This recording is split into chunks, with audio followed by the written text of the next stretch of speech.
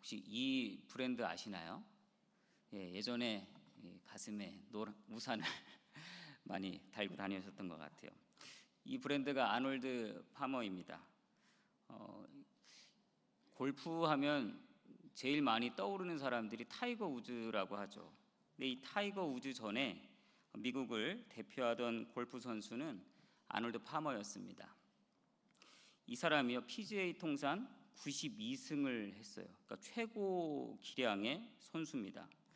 또 미국 골프계의 전설 중에 바비 존슨이라고 있거든요. 이 바비 존슨이 얼마나 대단한 사람이냐면 바비 존슨 상이 있어요. 그러니까 골프계에 가장 영향력을 많이 미쳤던, 이제 안 보여주셔도 됩니다. 저를 보여주세요. 아이, 고마워요. 바비 존슨 상이 있습니다. 그러니까 골프계에 가장 뛰어난 영향력을 미친 사람에게 주는 거예요. 근데 이 상을 또 누가 받았냐면 2020년도에 박세리 선수가 받았어요. 그러니까 얼마나 영향력 있는 상인지. 그러니까 이 상을 받은 사람들은 정말로 그만한 그 가치 그리고 그 영광을 돌릴 수 있다고 하죠. 근데 이 바비 존슨이요, 내가 만일에 8피트 거리에서 퍼트할 일이 생긴다면, 그리고 그것에 내가 가진 모든 것이 걸려 있다면 나는 그것을 아놀드 파머에게 부탁할 것이다. 그러니까 이 정도로요, 아놀드 파머는요 최고 기량의 선수라는 거예요. 그러니까 바비 존슨이 인정한 사람이 아놀드 파머입니다. 그런데 이렇게 뛰어난 선수도 창피할 정도의 큰 실패를 경험한 적이 있어요. 1961년도 1월 6일입니다. LA 오픈 골프 대회가 열렸는데요. 첫째 날 마지막 홀, 그러니까 18번 홀 파5인데요. 5탄에 치면 됩니다. 근데 보통 선수들은요, 두세 탄이면 다 끝난대요. 처음 티샷은 너무 잘 쳤어요. 두 번째 세컨샷을 치려고 그린에 올리려고 우드로 쳤는데, 이게 웬일입니까? 갑자기 공이요 왼쪽으로 휘더니 연습장 기둥을 맞고 밖으로 나가버렸어요. 그러면 벌타를 받게 됩니다. 벌타를 받고 다시 쳤는데 이번에는 왼쪽으로 골이 휘면서 골프장 바깥 거리로 나가버렸어요. 또 벌타를 받고 쳤는데 안 되는 거예요. 결국 7타를 오버해서 12타를 치고 홀 아웃을 했습니다. 이게 웬만한 아마추어도 6타, 7타면 되는 건데 최고 기량의 선수가 여기에서 12차를 친 거예요. 2배를 친 겁니다. 그래서 지금도 그 홀에 가면은요, 그날을 기념하는 기념비가 세워져 있다는 거예요. 뭐라고 써 있느냐면 천하의 아놀드가 여기서 12타를 쳤다. 저기 보면은요, 이렇게 확대해 보면은 어디로 공이 휘었는지도 나옵니다. 저쪽으로 휘었다, 이쪽으로 휘었다. 참 재밌는 사진이 아닐 수가 없어요. 실패의 기념비를 세웠다는 거예요. 많은 분들이 지금도 여러 가지 실패를 경험하며 살고 있습니다. 때로는 경제 전문가가 경제의 어려움을 겪기도 하고요. 아이들을 잘 가르치는 학교 선생님도요, 자녀들의 학업 때문에, 때로는 자녀들의 진로 때문에 내가 그 분야의 전문가임에도 불구하고 거기에 어려움을 겪기도 한다는 거예요. 학생들과 이제 조금 있으면 기말고사가 다가오는데 또 얼마나 걱정이 되고 또 염려가 되겠습니까? 왜냐하면 이 시험에 실패를 경험해 봤던 그 일들이 있기 때문이겠죠. 때로는 우리 취업을 준비하는 청년들도 올해는 꼭 취업이 되어야 할 텐데 하는 마음의 염려와 그런 안타까움들이 있습니다. 신앙생활을 하면서 영적인 실패를 경험할 때도 있고요. 믿음의 실패 때문에 아무리 기도를 해도 답답함을 느끼는 분들도 많이 있을 겁니다. 참 이 실패는요, 우리를 주눅들게 하는 것 같아요. 실패는 우리를 경직되게 할 때가 있습니다. 그리고 우리의 생각과 시야가 굉장히 좁아지게 하죠. 그리고 이런 큰 실패가 여러 번 쌓이다 보면 난 이제 더는 안 되나 보다 하는 그런 좌절감을 느낄 때도 있습니다. 저도 이렇게 설교를 준비하면서 돌아보니까 참 많은 실패를 겪었더라고요. 제가 지금까지 시험을 봐가지고요, 첫 번째에 된 적이 한 번도 없는 거예요. 어떻게 이럴 수가 있을까 싶을 정도로 제가 대학은요 재수가 아니라 삼수를 했습니다. 삼수 이게 힘들어요. 삼수 아주 힘듭니다. 얼마나 마음이 어려운지 몰라요. 제가 신대원에 갈 때도 한 번에 되질 않았어요. 재수를 했습니다. 목사고시를 볼 때에도 한 번에 안 되더라고요. 그때도 또 재수를 했습니다. 수많은 어떤 자격증 시험을 봐도 제대로 된 적이 없어요. 근데 제가 참 위로가 되는 것이 있었습니다. 우리 원로 목사님이요, 운전면허 시험을 7번 떨어지셨거든요. 제가 그 설교를 들으면서 얼마나 마음에 위로가 되고 위안이 되었는지, 목사님 참 감사합니다. 참 목사님께는 죄송하지만 제가 다른 건 다 그렇게 됐는데 운전면허 시험은 한 번에 됐습니다. 근데 정말 놀라운 것이요, 제가 필기 100점, 코스 100점, 도로주행 100점으로 박수 안 치셔도 돼요.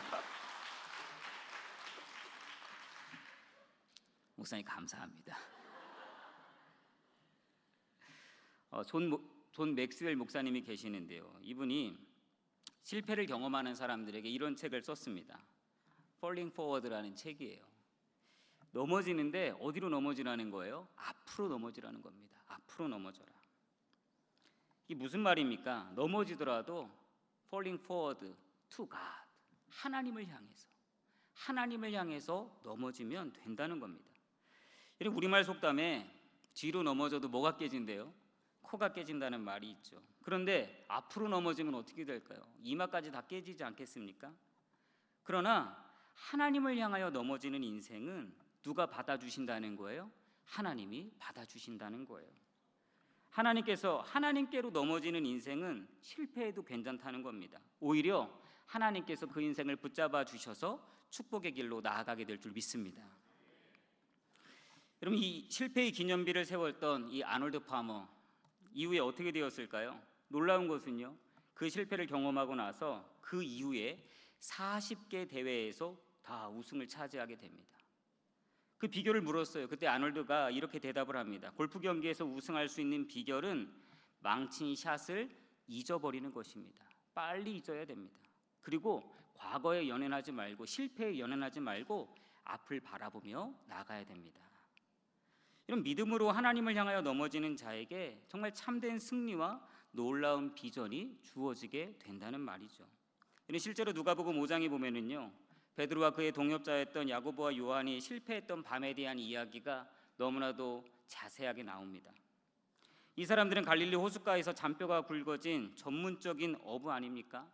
근데 이 사람들이 밤새 그물을 던졌지만 한 마리도 고기를 잡지 못한 날이 있었어요.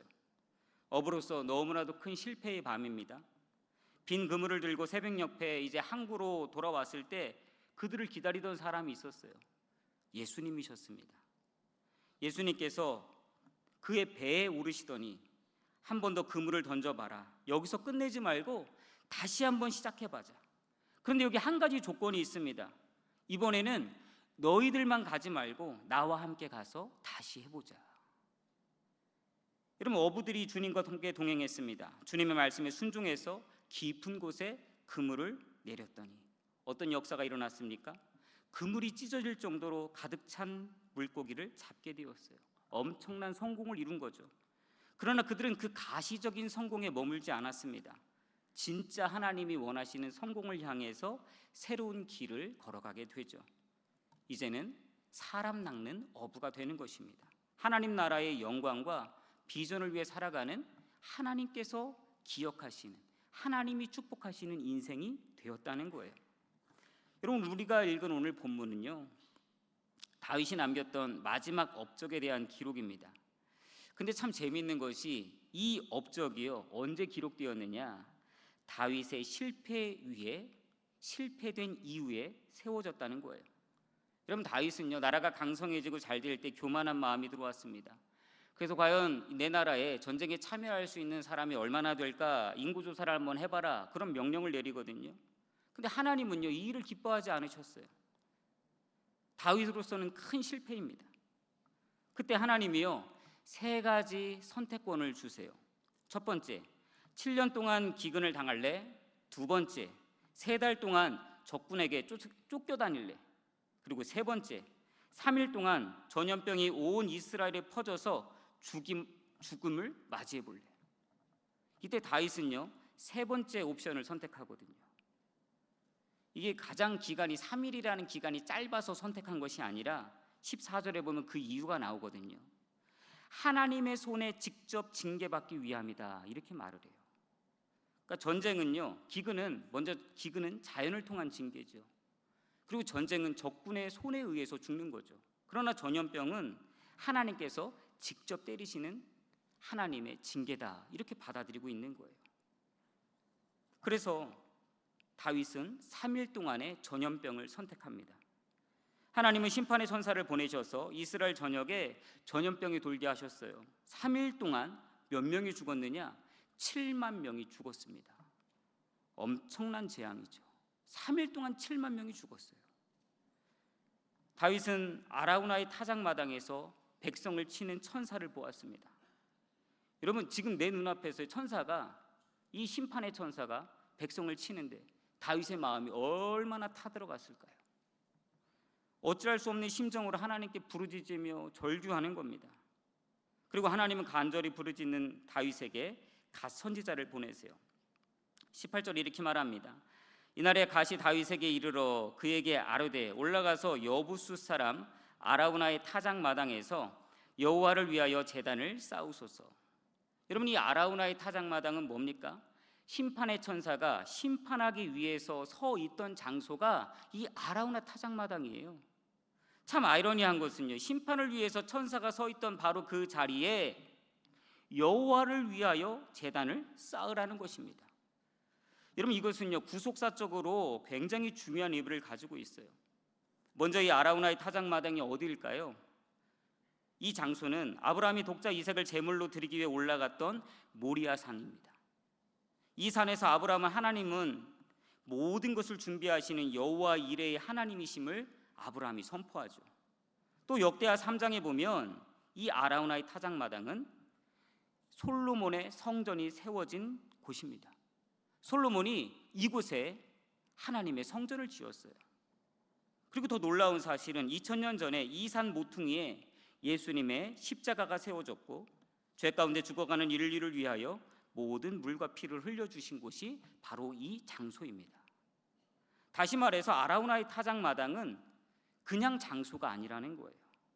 멸망 가운데 죽어가던 온 인류를 살리기 위해서 하나님의 구속 계획을 준비하시고 하나님 나라가 세워지기를 원하는 놀라운 비전이 서려 있는 장소라는 거예요. 여러분, 이 놀랍고 위대한 비전이 어떤 터전 위에 세워졌다고요? 다윗이 실패했던 그 자리 위에 세워졌다는 거예요. 여러분, 심판의 천사가 찾아와서 다윗과 예루살렘을 멸망시키려고 했던 바로 그 장소에 하나님께서 여호와를 위한 제단을 쌓게 하셨습니다. 무슨 말입니까? 넘어져도 하나님을 향해 넘어지라는 거예요. 힘들어도 하나님을 향해 나가라는 것입니다. 이것이 은혜이고 이것이 능력인 줄 믿습니다. 앞에서 모리아산에 대해 말씀을 드렸는데요, 이 모리아의 뜻이 뭐냐면 여호와의 비전이다라는 뜻이거든요. 여러분, 하나님 나라와 비전을 보기 원하십니까? 우리 가정에 놀라운 비전이 임하기를 원하십니까? 우리 자녀들이 하나님의 비전 가운데 자라나기를 원하십니까? 오늘 나에게 하나님의 은혜와 능력이 임하는 비전의 삶을 살고 싶다면 오늘 저와 여러분도 다윗과 같이 영적인 모리아산으로 나아가야 될 줄 믿습니다. 오늘 많은 사람들이요, 참 안타까운 것이 자기 나름대로 목표를 정해놓고 세상의 산을 향해서 올라가고 있습니다. 세상의 성공이라는 산을 향해 올라가기 위해 수많은 사람들이 지금도 땀을 흘리고 노력하고 애쓰고 있습니다. 근데 세상이 제공하고 있는 성공의 산은 아무리 올라가도 그 끝이 보이지 않습니다. 아무리 많은 것을 가져도 만족함이 없습니다. 보이지를 않아요. 그리고 막상 정상에 올라가 보면 아무것도 보이지 않는 것이 세상이 제시하고 있는 성공의 산이라는 것. 20세기 최고의 지성인으로 정치계와 그리고 지식인들에게 큰 영향을 끼쳤던 사르트르가 있어요. 이 사람이 죽을 때 외쳤던 말이 있습니다. 겨우 이것뿐인가? 이 사람이 죽을 때 그 벽을 박박 긁으면서 했던 말이 겨우 이것뿐인가? 이게 단가? 여러분, 자기 나름대로 목표를 설정하고 산에 올라가지만 열매가 아름답지 못하다는 것입니다. 만족이 없다는 거예요. 여러분, 왜 그렇습니까? 진짜 올라야 될 바른 산을 올라가지 않았기 때문이라는 거죠. 오늘 여러분과 제가 정말 예수님 때문에 구원받았고 하나님의 은혜 가운데 승리하는 삶을 살고 싶다면 이제는 세상이 제시하는 산이 아니라 하나님의 산, 거룩한 산, 하나님의 비전이 서려 있는 주님의 교회, 그리고 비전이 선포되는 예배, 기도의 산으로 올라가야 될 줄 믿습니다. 이것이 하나님께서 오늘 우리에게 원하시는 일이라는 거예요. 오늘 본문 속에서 이 다윗의 케이스를 통해서 하나님의 비전을 이루고 또 우리가 하나님의 산을 향해서 나아갈 때 어떻게 해야 되는가, 그 몇 가지 비결을 나누고자 합니다. 첫 번째로는요, 바른 인식이 있어야 돼요. 바른 인식. 그러니까 내가 누구이며 하나님은 어떤 분인가에 대한 바른 인식을 가져야 됩니다. 그럼 다윗은요, 자신이 얼마나 연약하고 보잘것없는 죄인인가를 잘 알고 깊이 인식하고 있었습니다. 17절에 이렇게 말하죠. 다윗이 여호와께 아뢰어 이르되 나는 범죄하였고 악을 행하였거니와. 다윗은요, 자신이 죄인이라는 사실을 너무나도 분명하게 인식하고 있었어요. 자신의 죄 때문에 죽임당하는 백성들을 바라보면서 가슴 아파하고 있었습니다. 그러나 이 자신의 심만으로는요, 이 심판의 손길을 절대로 막을 수가 없다는 거예요. 하나님께서 정하신 것을 자기는 막을 수가 없는 거예요. 그래서 심판자가 되시고 모든 것을 판단하시고 모든 것을 주관하시고 창조주가 되시는 여호와 하나님께 다윗이 할 수 있는 것은 뭘까요? 간청하는 겁니다. 하나님에 대한 인식을 가지고 하나님께 나아가는 거예요. 다시 말해서 이 다윗은요, 자신의 죄를 인식하고 자신의 부족함과 한계성을 인식하며 하나님을 향해서 다시 한번 넘어지는 것입니다. 우리가 죄를 지었다, 여러분, 그러면 이 심판의 타작마당에서 심판을 받는 것이 마땅할 겁니다. 저 사람 죄 지었네? 그럼 심판받아야죠. 그런데 하나님은요, 실패의 자리에서 여호와를 위하여 제단을 쌓게 하심으로 다윗을 구원하시고 그곳에 재앙에 그치게 하시고 하나님의 백성이 다시 살아나는 놀라운 은혜, 새로운 길을 열어주신다는 것을 믿으시기 바랍니다. 여러분, 우리가 죄를 짓거나 잘못했을 때 때로는 우리의 부족함과 연약함으로 아픔이 주어질 때도 있죠. 삶을 살아가면서 원치 않는 슬픔과 고통 중에 거할 때도 있습니다. 이때 이 라버 슐러 목사님이 계시는데 이런 말을 하셨어요. 실패는 당신이 끝났다는 것을 의미하지 않습니다. 실패는 다만 당신이 아직 성공하지 못했음을 의미할 뿐입니다. 실패는 하나님께서 당신을 버리셨다는 것을 의미하지 않습니다. 실패는 다만 하나님께서 더 좋은 계획을 갖고 계심을 의미할 뿐입니다. 여러분, 이것이 바른 인식 아닙니까? 하나님께서 나를 향해서 더 좋은 계획을 갖고 계시는구나. 여러분, 이런 바른 인식을 갖는 것은 굉장히 중요합니다. 왜냐하면 그냥 내가 죄 지은 상태에 머물러 있지 않게 하거든요. 실패한 상태 그대로 머물러 있지 않게 하거든요. 오늘 하나님을 향한 바른 인식을 가질 때에 내가 그 자리에서 머물러 있는 것이 아니라 하나님을 향하여 나아가게 되는 큰 능력과 은혜가 주어지게 될 줄 믿습니다. 그래서 우리에게 이런 영적인 바른 인식이 있어야 돼요. 정말 부끄럽지만, 정말로 죄송하지만 여러분, 그래도 하나님 앞에 나가야 돼요. 오늘 내 삶이 너무나도 내세울 것 없고 보잘것 없어도 그래도 우리는 하나님께 나아가야 됩니다. 내가 죄인이고 너무나도 수치스러운 삶을 살았다 할지라도, 내 앞에 절대로 해결할 수 없는 문제와 아픔이 있다 할지라도 오늘 우리는 하나님 앞에 나아가야 될 줄 믿습니다.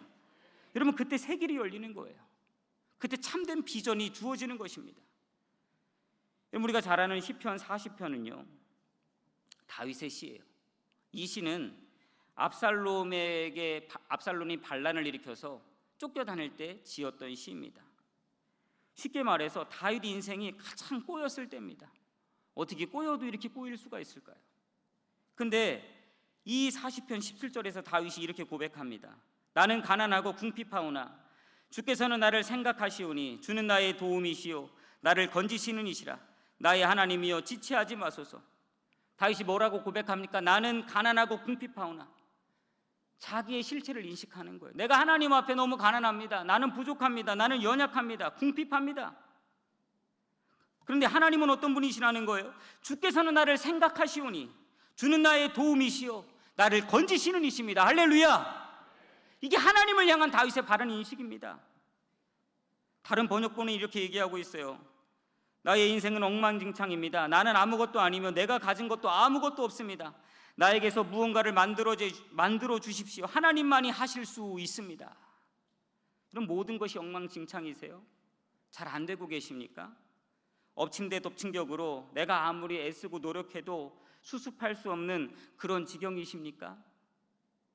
여러분, 그래도 오늘 다윗과 같이 다윗이 가졌던 이 놀라운 영적 인식이 저와 여러분 가운데 있기를 간절히 축복합니다. 왜냐하면 나에게는 길이 없지만 무언가를 만들어내 줄 수 있는 분, 새로운 길을 열어주실 수 있는 그 하나님 앞에 우리가 나아가기만 하면 하나님께서 우리에게 참된 비전과 능력과 회복을 허락해 주실 줄 믿습니다. 이게 오늘 우리가 하나님을 향한 영적인 바른 인식을 가져야 되는 이유가 되는 거예요. 이는 미국의 33대 대통령이 해리 트루만이죠. 원래 이분은 프랭클린 루즈벨트 대통령이었을 때 거기에서 이제 부통령직을 담당했던 사람입니다. 이 루즈벨트 대통령이 미국의 경제 공황이 일어났을 때 그 위기를 극복한 사람 아닙니까?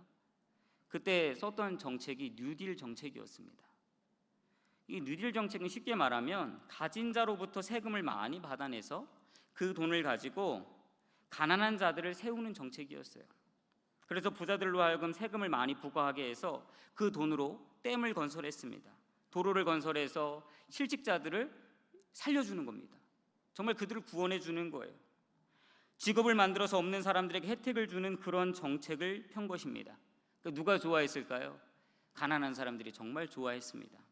그런데 가진 자들에게서는 엄청난 반발이 시작됐습니다. 시위가 시작됐어요. 대통령을 공격하는 일들이 더 심해졌습니다. 근데 이런 상황에서요, 이 루즈벨트 대통령이 갑자기 질병으로 세상을 떠나게 되죠. 그 바람에 아무런 준비도 되지 않은 채 갑작스럽게 대통령직을 맡은 사람이 해리 트루먼입니다. 전임자가 남긴 엄청난 정치적인 소용돌이를요, 그대로 다 받아들여야 돼요. 아무런 준비가 되어 있지 않은데. 그가 대통령에 취임할 때 기자들이 막 묻는 겁니다. 당신은 보수입니까? 진보입니까? 계속 묻는 거예요. 당신은 보수입니까? 당신은 진보입니까? 그때 트루만이 이렇게 대답했습니다. 지금 저의 관심사는 보수냐 진보냐가 아닙니다. 지금 저에게 가장 필요한 것은 하나님의 도움심입니다.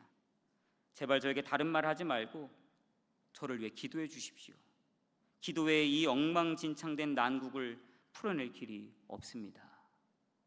해리 트루먼이 이렇게 대답을 했어요. 사랑하는 여러분, 엉망진창이십니까? 괜찮습니다. 우리의 모든 문제를 풀어주실 수 있는 분은 살아계신 하나님이심을 믿으시기 바랍니다. 여러분, 대통령이라고 해서 모든 문제를 풀 수 있는 게 아니에요. 다윗이 왕이라고 해서 모든 것을 가질 수 있는, 모든 것을 해낼 수 있는 능력을 가진 것이 아닙니다. 오늘 사람은 하나님을 만나야 될 줄 믿습니다. 여러분, 사람은 반드시 일생을 살아가면서 살아계신 하나님을 만나야 될 줄 믿습니다.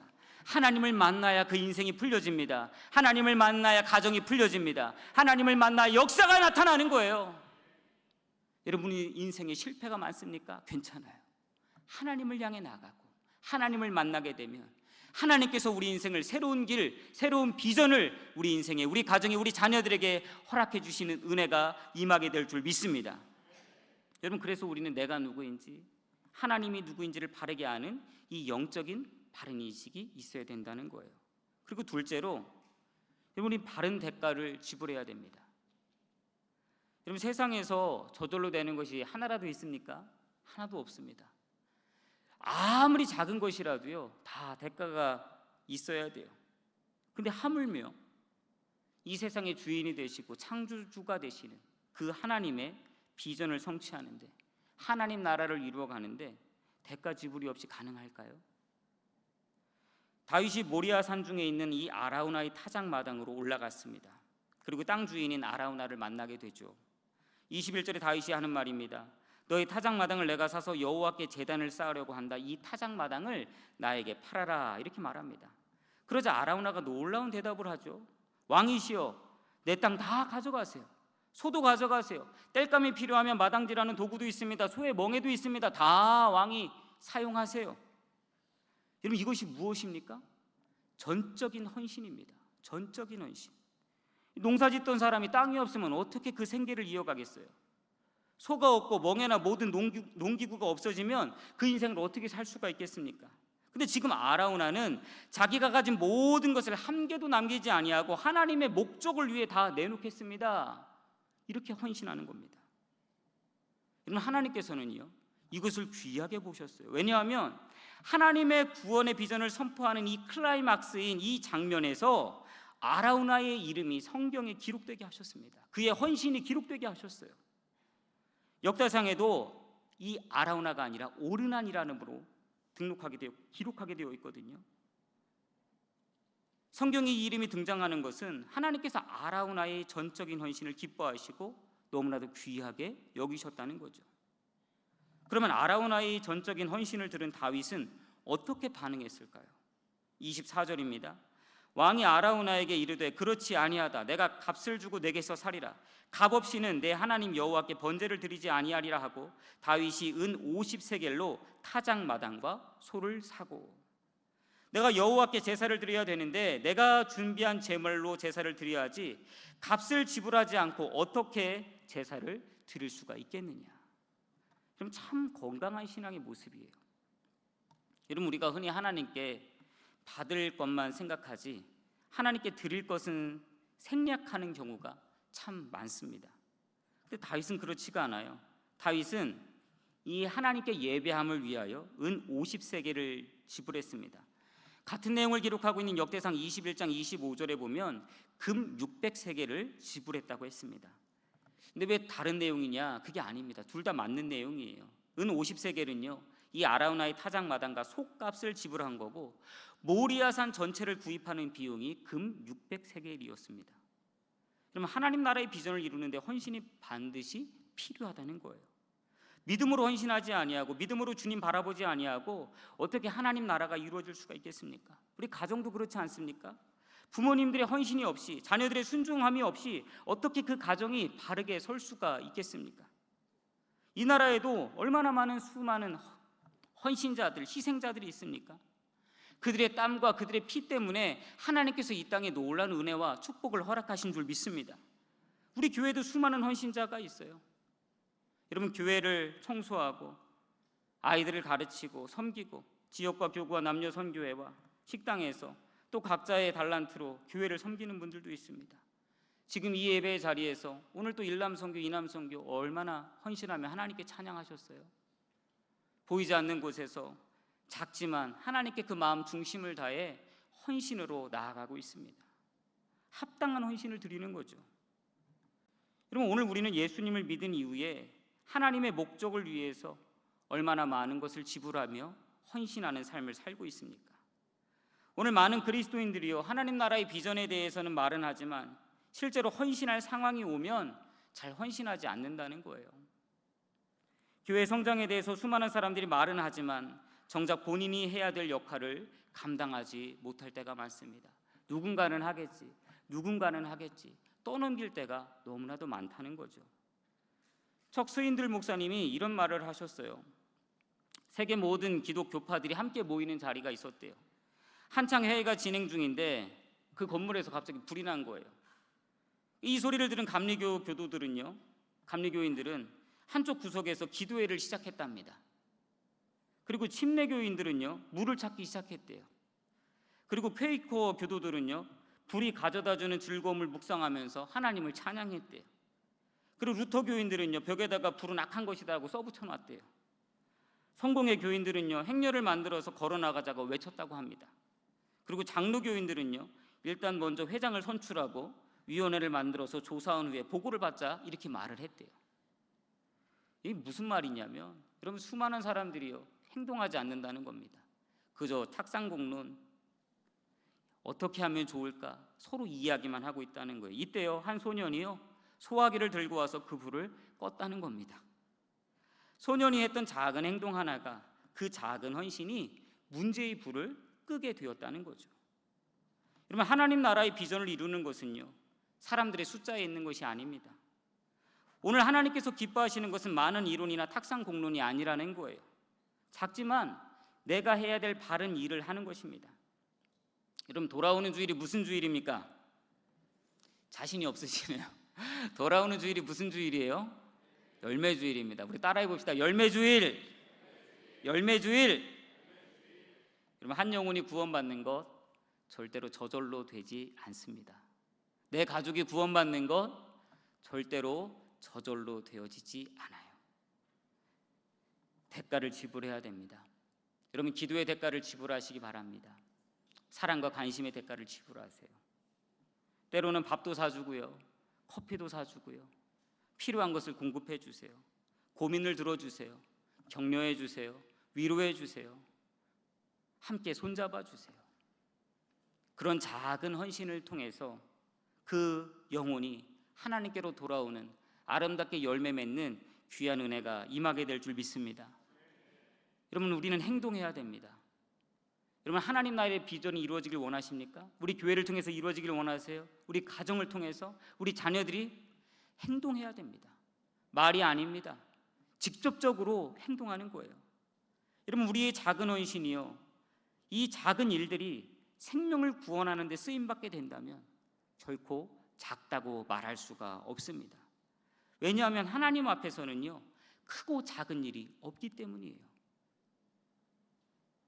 내가 바른 헌신이 아무리 작은 것일지라도 주님의 손에 붙들리게 되면 큰 기적이 되고 큰 능력이 되어 하나님께서 기대하시는 아름다운 열매가 오늘 우리에게 맺혀지게 될 줄 믿습니다.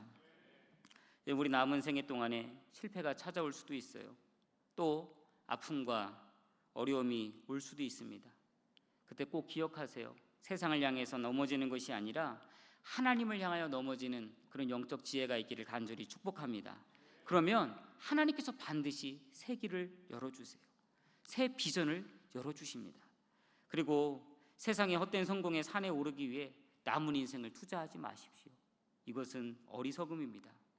가장 아름다운 비전, 하나님의 산을 향해 나아가시고 주님의 몸된 교회를 위해 헌신하시고 그리고 우리의 믿음의 가정을 위해서, 우리의 자녀들을 위해서 더욱더 사랑과 관심과 응원과 그리고 격려로 더욱더 가정을 세워나가는 그런 하나님의 비전을 이루어가는 저와 여러분 될 수 있기를 간절히 축복합니다.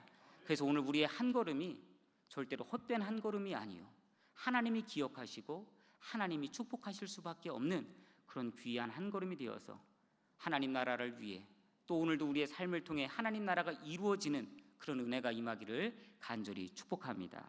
기도합시다. 사랑해 주님, 감사합니다. 오늘 우리 인생에 수많은 실패들이 있습니다. 또 어려움들이 있습니다. 주님, 그러나 그때마다 오늘 우리가 좌절치 않게 하여 주시고 그 자리에 머물지 않게 하여 주시고 오늘 우리를 구원하시고 우리에게 새 길을 열어주시는 하나님을 향하여 나아갈 수 있도록 인도하여 주옵소서.